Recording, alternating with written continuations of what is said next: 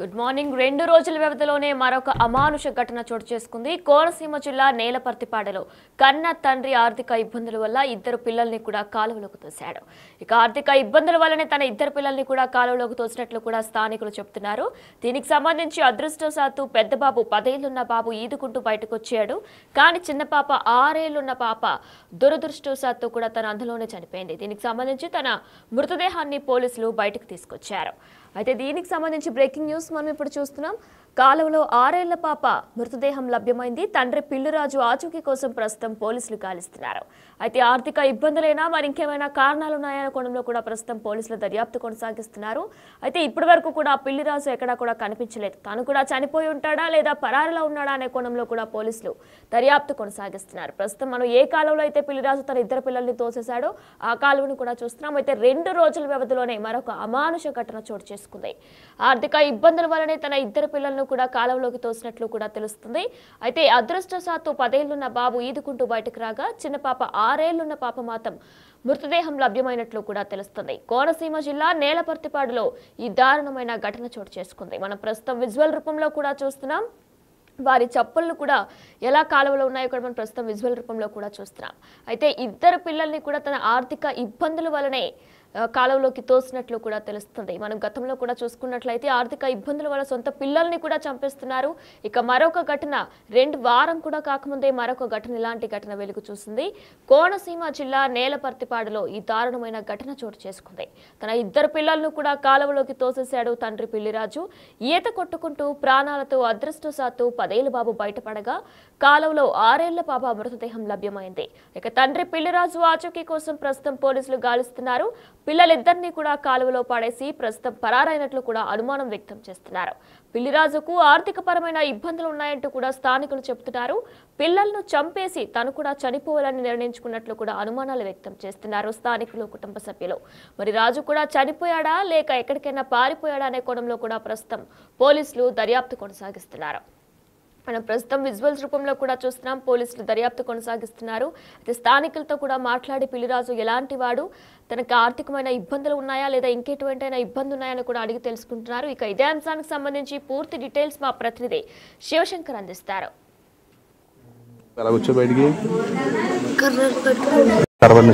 చెల్లో కొట్టుకుందా నేను పాఠశాల చేయడం నాన్న వెళ్ళిపోయాడా బండి వేసి వెళ్ళిపోయాడా నువ్వు మరి స్టేషన్ దగ్గరికి ఎలా వెళ్ళవు ద్రాక్షారమా పైకి వచ్చి వంతుని కాడ ఆపి అందరినీ లాగలేదు. ఇద్దరు అంకులు ఆగి పోలీస్ స్టేషన్ దగ్గర తీసుకెళ్ళారు. అప్పుడు పోలీసులు వచ్చారు ఇక్కడికి. ఏం పేరు నీ పేరు? రామచంద్ర. ఇంటి పేరు పిల్లి రామచంద్ర. ఆ స్టేషన్కి వెళ్తే అప్పుడు ఎస్ఐ గారు వచ్చారు ఇక్కడికి.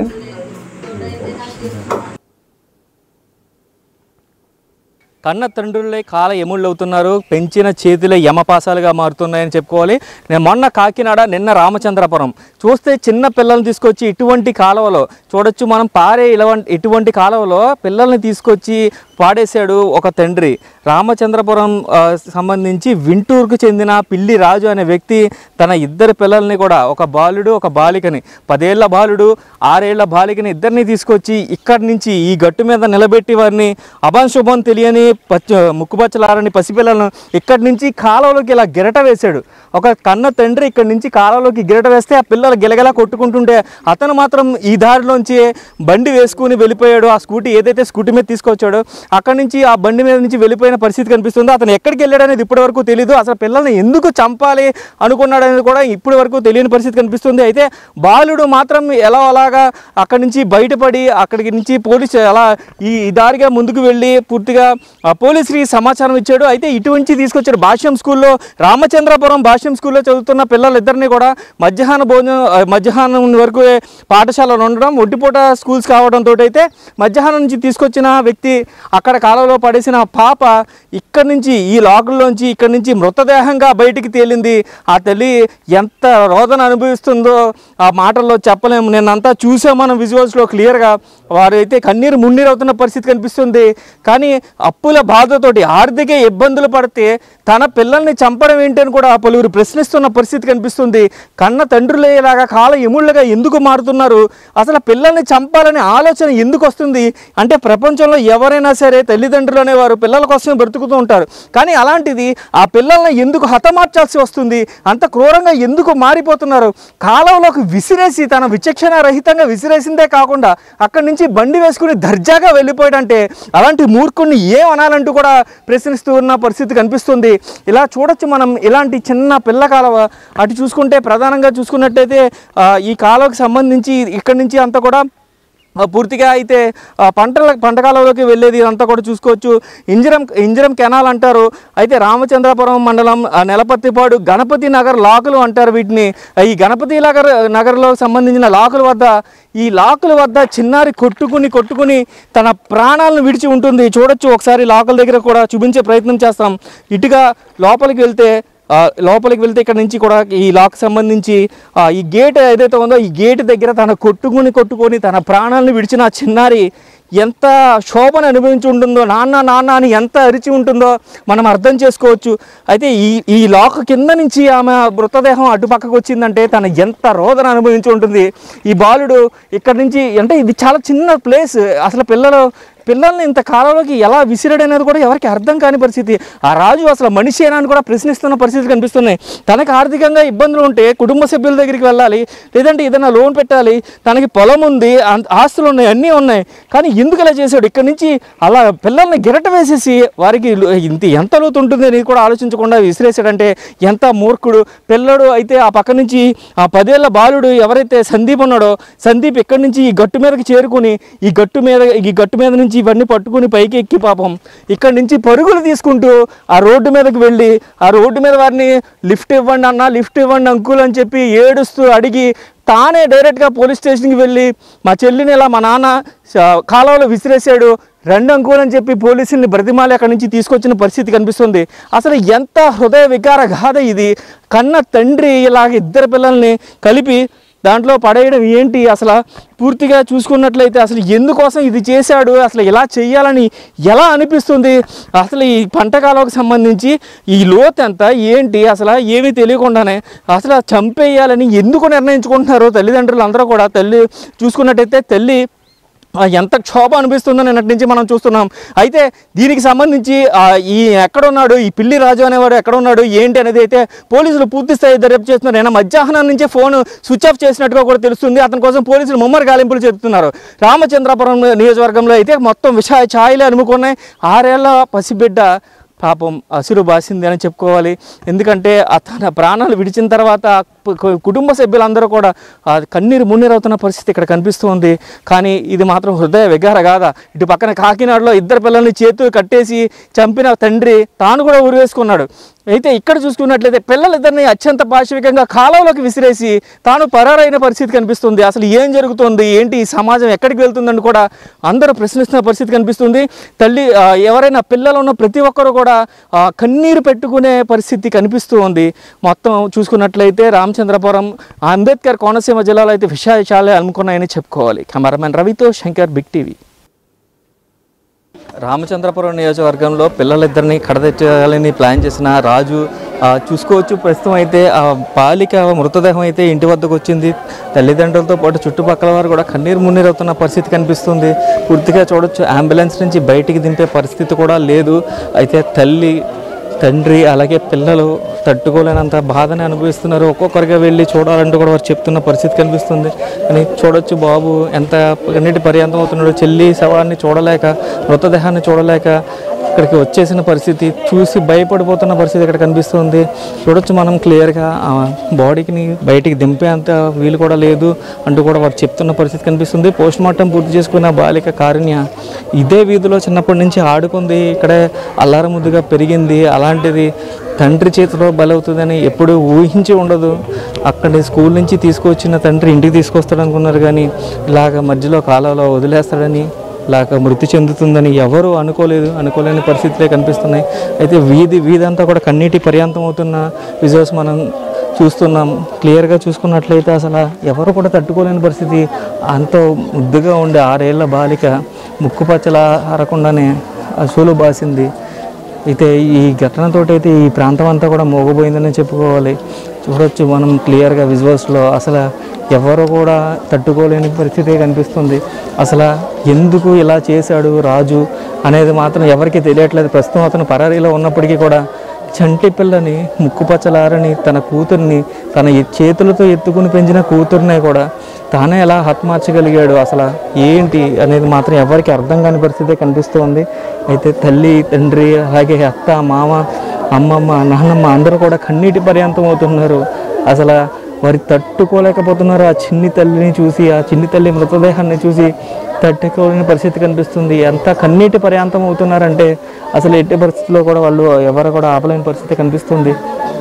అసలు ఇలాంటి హృదయ విహారక గాథ ఎందుకు చోటు చేసుకుంటుంది? మొన్న చూస్తే కాకినాడలో అదే జరిగింది.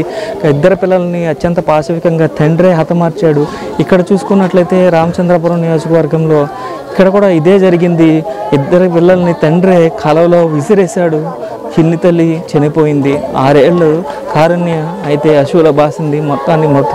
ఆమె మృతదేహంగానే మిగిలింది. ఆ కాలువలో పడి కిలకిలా కొట్టుకుంటూ ఆమె ఎంత బాధను అనుభవించి ప్రాణాలు విడిచిందో చూసుకోవచ్చు.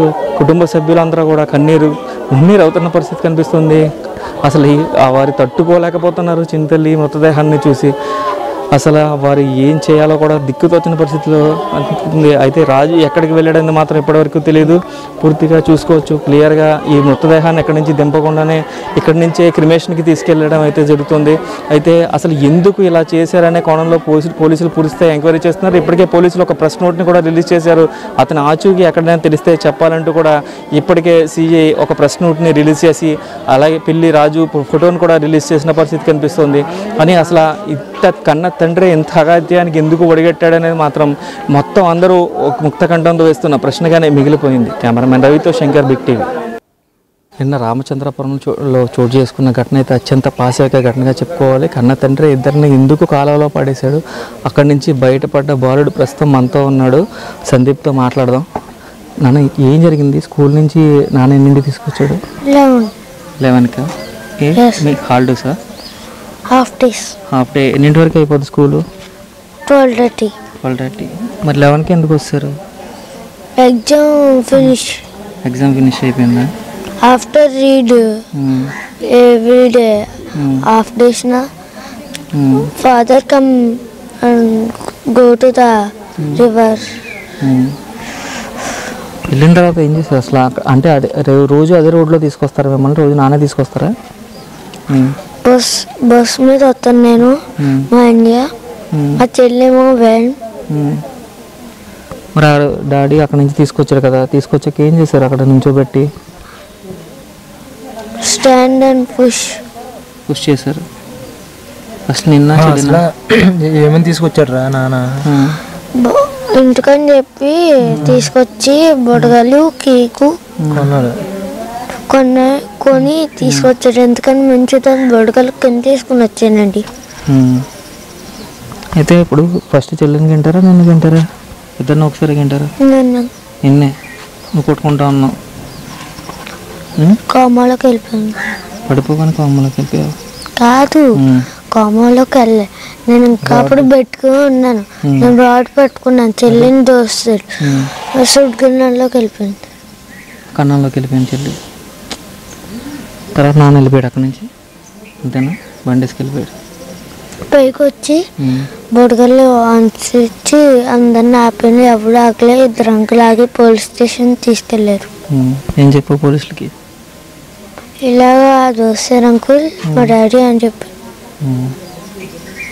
ఇది చూస్తున్నట్లయితే ఇద్దరు పిల్లల్ని కూడా ఇంటికి తీసుకెళ్తానని చెప్పి బేకరీకి తీసుకెళ్ళి బెలూన్స్ అలాగే కేకులు కొని ఇచ్చి అక్కడి నుంచి తీసుకొచ్చి అత్యంత పాశవికంగా ఆ కాలువ దగ్గర నుంచోబెట్టి అక్కడి నుంచి వెనక నుంచి గెంటారని చెప్తున్నారు. బాలుడు ఎలా అలాగా కొమ్మలు ఆకులు పట్టుకుని బయటపడ్డాడు. కానీ బాలిక మాత్రం నేరుగా ఏదైతే ఆ లోకల్లో ఉన్న ఆ మధ్యలో ఇరుక్కుపోయి ఆమె చనిపోయిన పరిస్థితి కనిపిస్తుంది. బాలిక మృతదేహం ఇప్పుడే వచ్చింది, చూసాం. కుటుంబ సభ్యులందరూ కూడా కన్నీరు మున్నీరు అవుతున్న పరిస్థితి కనిపిస్తుంది.